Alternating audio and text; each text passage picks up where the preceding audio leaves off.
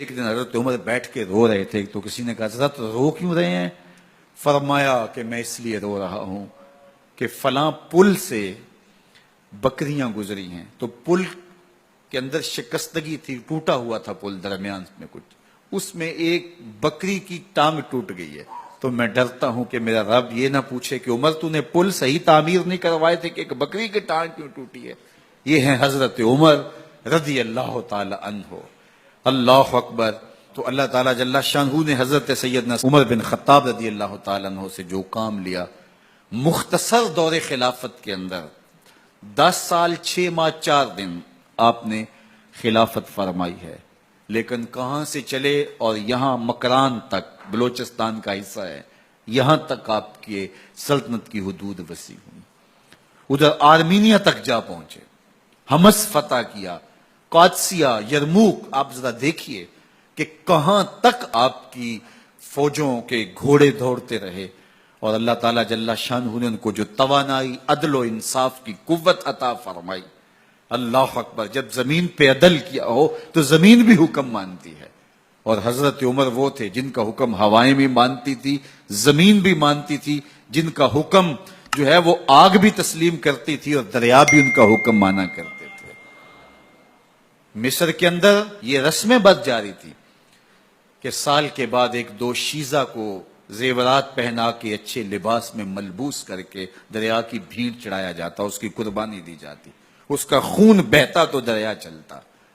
جب مسلمانوں نے مصر فتح کیا تو گورنر نے لکھا کہ اسلام تو اس طرح کی رسوم کی اجازت نہیں دیتا، لیکن خشک سالی ہے، لوگوں کی فصلیں ویران پڑی ہیں، تو حضرت کیا کیا جائے؟ تو حضرت عمر رضی اللہ تعالیٰ عنہ کاغذ کے ٹکڑے پہ لکھتے ہیں، بسم اللہ الرحمن الرحیم۔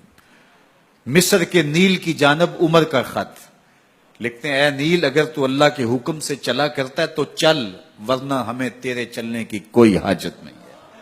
اور قاصد کو کہا یہ خط لے جاؤ اور جا کے دریائے نیل میں پھینک دو۔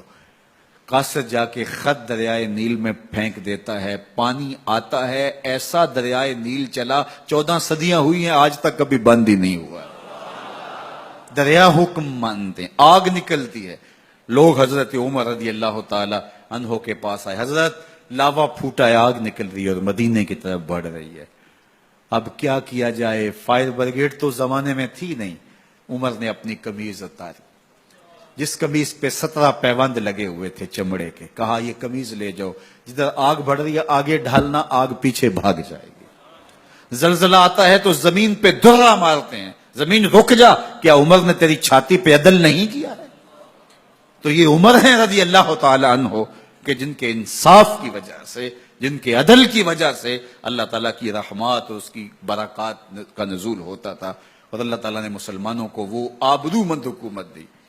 کائنات کی تاریخ کے اندر ایسی حکومت آپ نے نہیں دیکھی ہوگی جو حضرت عمر نے حکومت کی ہے۔ اللہ اکبر۔ فرمایا فرات کے کنارے پہ ایک کتا بھی پیاسا مر گیا تو اس کا حساب بھی عمر سے ہوگا۔ باہر سے سفیر آتا ہے اور آ کے پوچھتا ہے کہ میں امیر المومنین کے، مسلمانوں کے حکمران کے محل میں جانا ہے، تو وہ مسکرا کے کہتے ہیں ہمارے امیر کا تو کوئی محل نہیں ہے۔ کہا کہاں ہے تمہارا امیر؟ کہا مسجد نبوی میں ہوگا یا بیت المال کے اونٹوں کی دیکھ بھال میں لگا ہوگا۔ وہ جب گئے تو مسجد میں نہیں ہے، اللہ اکبر، وہاں گئے تو وہاں بھی نہیں ہے۔ پھر کیا دیکھتے ہیں کہ عمر رضی اللہ تعالی عنہ جنت البقیع کے پاس ایک درخت کے نیچے اینٹ کا سرانہ رکھ کے سوئے ہوئے ہیں۔ تو اس نے کہا عمر تو نے عدل کیا ہے، تجھے کچی اینٹ پہ بھی نیند آ گئی۔ ہمارے حکمرانوں نے انصاف نہیں کیا اور وہ بند اور محفوظ کمروں کے اندر بھی سکون اور چین کی نیند نہیں سو سکتے۔ حضرت سیدنا عمر رضی اللہ تعالیٰ عنہ نے اس طرح ان امور سلطنت نبھائے۔ آپ دن کو لوگوں کی دیکھ بھالی کرتے، لوگوں کی ضروریات سنتے سمجھتے، اور جب رات پڑتی لوگ سو جاتے، عمر مدینے کی گلیوں میں پہرا دیتے۔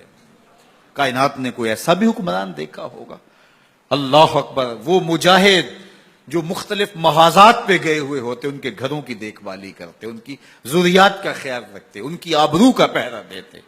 راتوں کی تنہائیوں کے اندر حضرت عمر اٹھتے اور جا کے گشت کرتے، چکر لگاتے، دیکھتے کوئی آنکھ پر نم نہ ہو، مفلسی کا کسی گھر میں ماتم نہ ہو۔